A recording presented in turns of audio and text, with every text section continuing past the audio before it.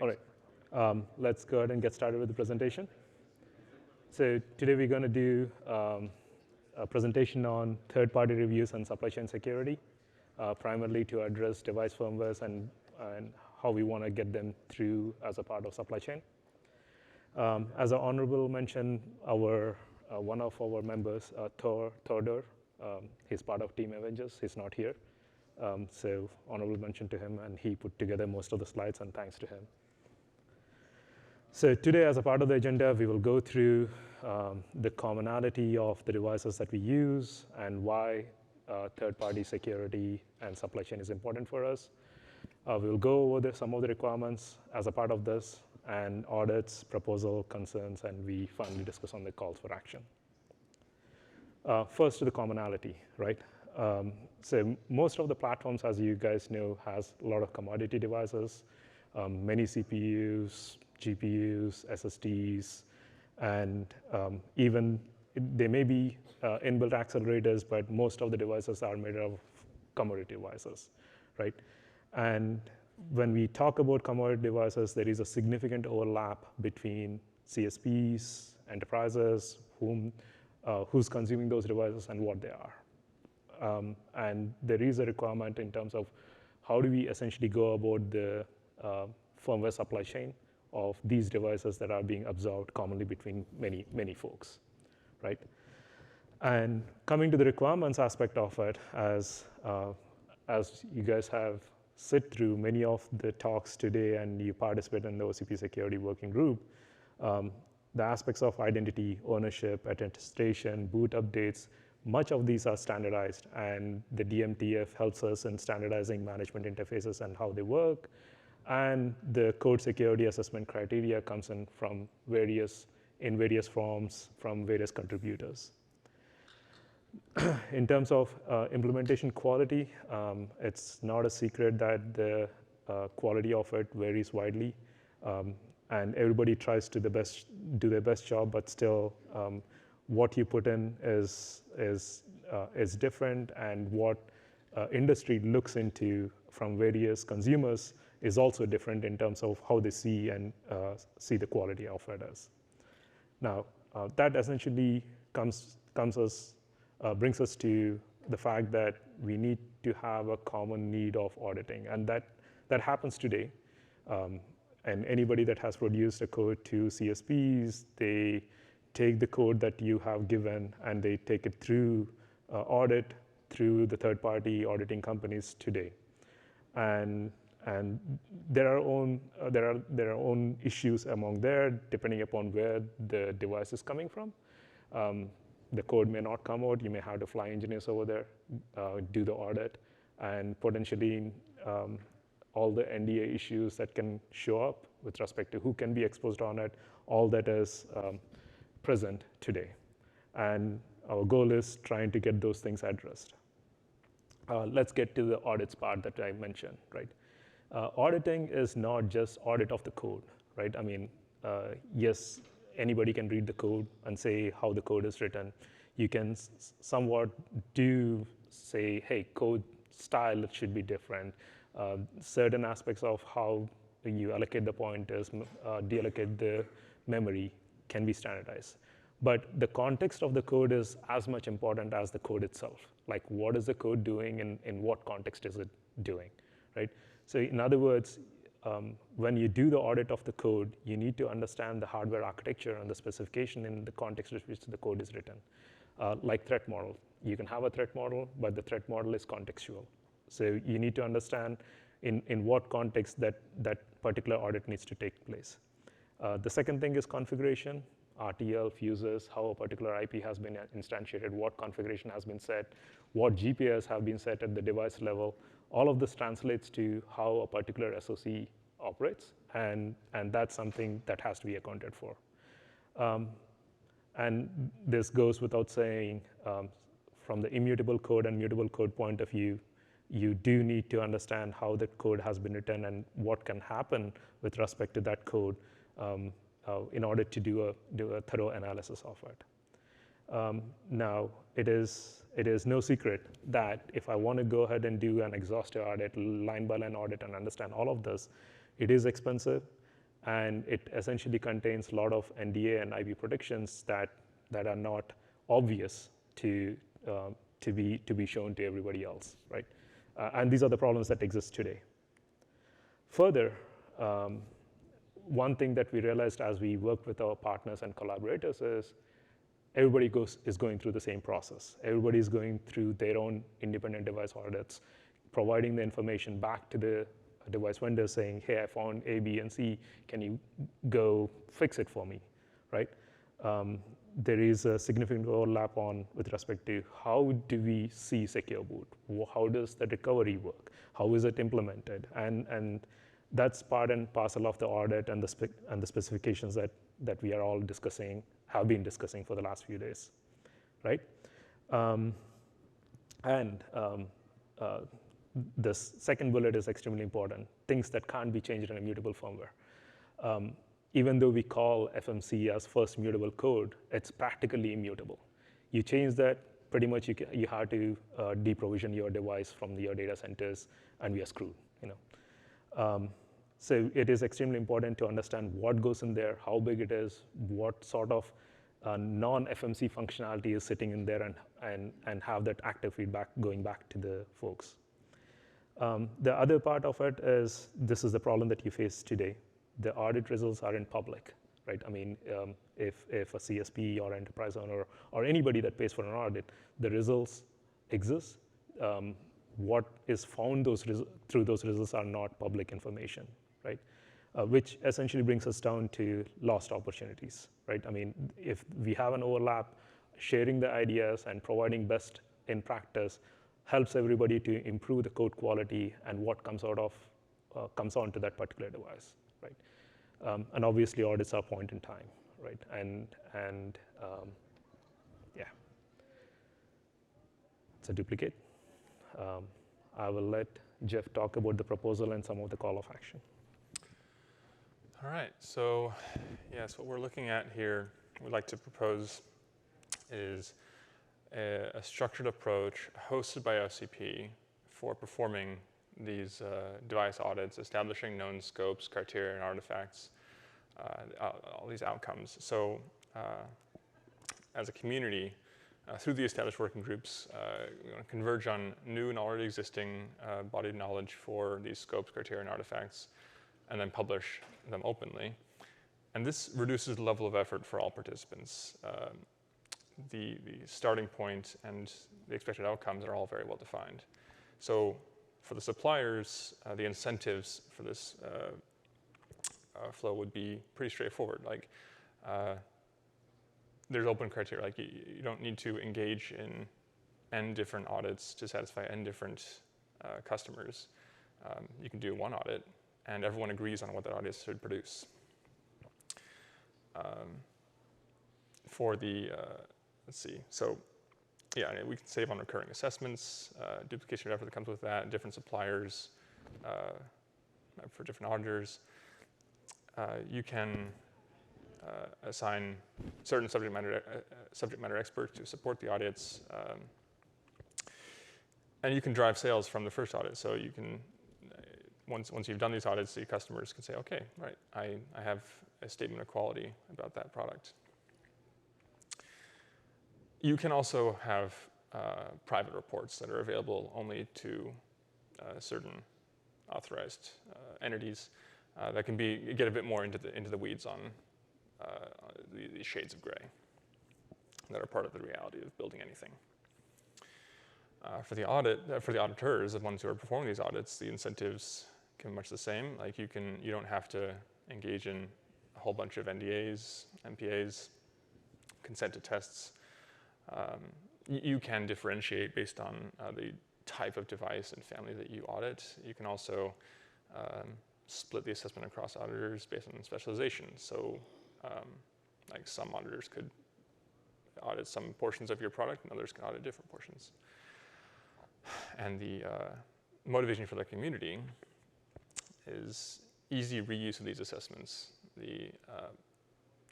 and the potential to negotiate these access to these private reports. So you're saving a lot of non-renewable engineering effort, or non-recoverable engineering effort, Now, it takes a village, right? So the cost of these audits will need to be borne by the community. So, but as we all contribute to this cost, and the water level raises for everyone.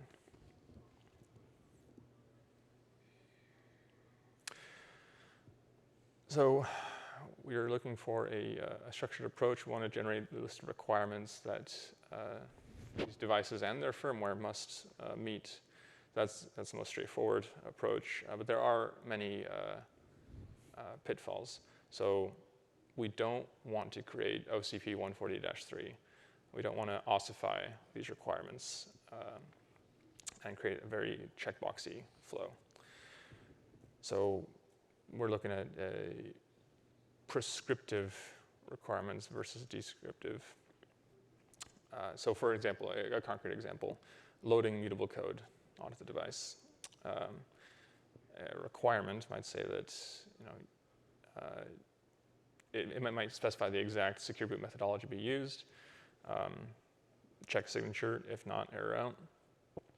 A requirement might also say that you measured boot, like you measure the code. You can check a signature. If the signature fails, you measure that, and then you keep going.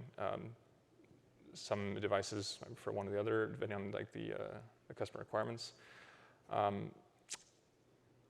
But these requirements can get very, very specific if we're not careful, and then that's no room for like innovation. What we want here is just an assessment of quality. Did you do like how effective is the security that you're providing? So we need to define some scopes. By scope, like more than just like the firmware and its critical parameters, but like how the firmware came into being. So like your software development lifecycle, testing, build, distribution, the operating conditions, which are heavily dependent on the device type. An obvious example would be like a storage class device versus like a controller. And how the device is manufactured, its supported lifecycle, how is it personalized, how are fuses programmed, how is it given an identity. So we don't want to just have an exhaustive list of prescriptive requirements. We want to converge on these scopes that cover the common elements of interest: manufacturing, secure software development lifecycle, testing. And we also want negative testing. Like we don't want to just make sure that when signatures are good that they check out. We want to make sure that when they're bad, they fail. From these scopes will come the criteria. So the criteria are like a measure of some operating goals, invariants that are expected of these devices in the firmware. So if you have mutable code, do you have integrity? If you have an attestation capability, how good is your identity? Like this gets into SPDM and DICE. How is the identity infused into the device as part of its lifecycle? Does it support an identity rotation similar to the variant that Calypso provides with fuse entropy or field entropy? Does it support ownership transfer? These sort of things. If it's a storage device, does it support cryptographic erase mechanisms? How good are those mechanisms?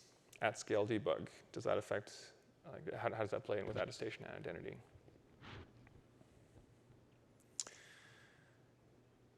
Then we want to establish these assertions of quality, and then want to bring in some SBOMs and transparency logs so that you know that, okay, whatever the auditor audited is what I have in my hands and what I'm deploying. Some of the concerns here are that like handling of key material, like how safe is your firmware signing infrastructure? That's not very well covered by any industry body. Like you can contrast this with the CIB forums based on requirements that govern like internet PKI. Doesn't really have an analog for device firmware signing, which is something that we care very much about, the security of those keys. I mentioned transparency logs and SBOMs. So yeah, we want to know, like, given some firmware dump, is it what the auditor audited, and was it made correctly? one really important bar that must be cleared for this to be useful is reproducible builds. If your builds are not reproducible, then it's kind of hard for me to map, source code that someone has published and audited versus a build that an auditor might have looked at, and that's quite the tree to shake. We've got, there's lots of reasons why a build might not be reproducible. You got to track your build chain dependency, and pinning, track the software dependencies. You can't have paths or timestamps like macro expansions in your code. But that's, so it's difficult, but it is very worthwhile and very critical. And we're going to need infrastructure to host these sort of things, these SBOMs, these transparency logs. So some examples, and we would prefer this to be centralized under OCP, but like some variants of what might be on there, like Salsa, SigSum, Google has Trillion, there's a few other variants. We are concerned about the selection of auditors and the assessors. We don't want there to be biases, like pre-existing arrangements. Like the selection needs to be fair and open to not just the already existing auditors. So it's a bit unknown how to approach this. You want to make it effectively random, just say, here's a big list of auditors, and we're just going to randomly pick one. That's who your auditor is this time around. One example of how this might be done. Now, in this proposal we're putting forward, the costs of the audit would be, like, of the point-in-time audit would be borne by the supplier. There is a chance of misaligned incentives for the auditor to provide some good assessment rather than a quality one, so we want to make sure that that the incentives remain aligned of all parties. So, call to action, join the working group. Several times been noted, so it's Tuesday mornings, 8:30 a.m. Pacific. We can talk about these requirements and proposed scopes, but to be clear, this is a very nascent area of work here. But yeah, we'd love to see some contributions to define these scopes, criteria, artifacts, addressing incentives, defining like the output, these build requirements, the SBOM formats, et cetera, et cetera. So, and that is it. Yes. Thank you, and see if there's any questions.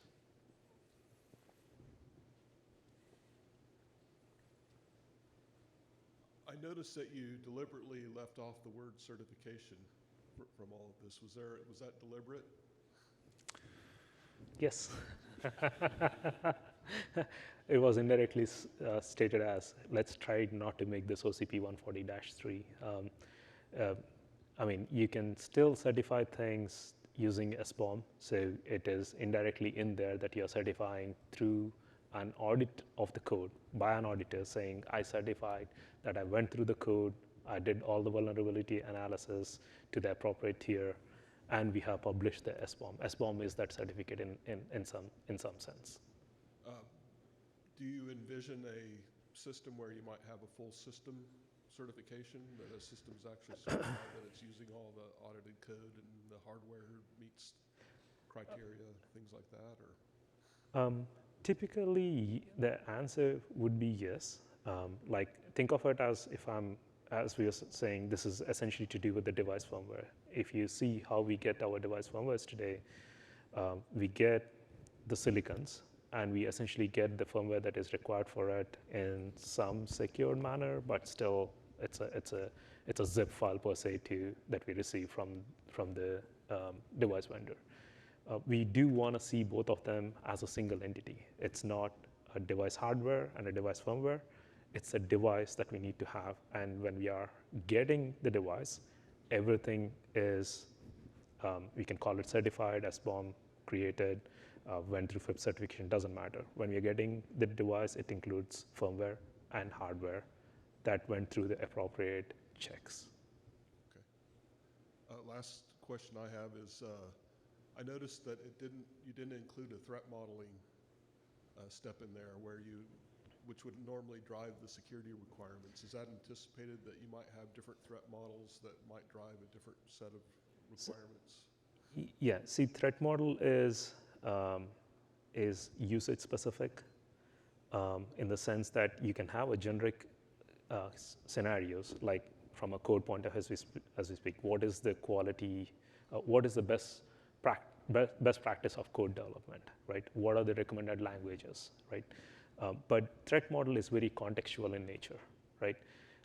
If a device is being used for defense, your requirements that you need to go through are a lot more intense than a device that is potentially consumer side. I'm not saying one is, I'm actually saying one is different than the other. The requirements are different. So depending upon where a device is going to be sold by the device supplier, they can essentially pick the best thing. If the same device is going to be going into the higher secure environment, maybe it's the best tier security process and quality checks that they need to go through. So that's the reason we did not specifically call out the threat model. And as Jeff mentioned, he mentioned we have a tier of things that we publish saying these are the scope of threat analysis or code certification checks, if I may use that term. But our goal is not to say that this is what you need. I mean, ideally, everybody wants the best high tier one, but that would be more intensive, time intensive, money intensive thing. Oh, I just remembered one other was when you're in order, so if you're going to try to keep some things private, you know, the reports aren't public. Do you envision like from the assessment regime that you might have something that allows that company to say meets all the criteria, and then they can say which test house they used, and if they want to copy the report, is that kind of? Yeah, like there would be public reports which are a bit less granular, and then private reports would get more into the nitty-gritty. Okay, thanks. I was actually going to have a follow on that. Is there a planned process for how access to private reports would happen, or do those kind of get black holed between, like if you have a private report by OCP that's driven by OCP, who gets access to that private report? I would say there's a plan to have a plan. Okay, fair enough. And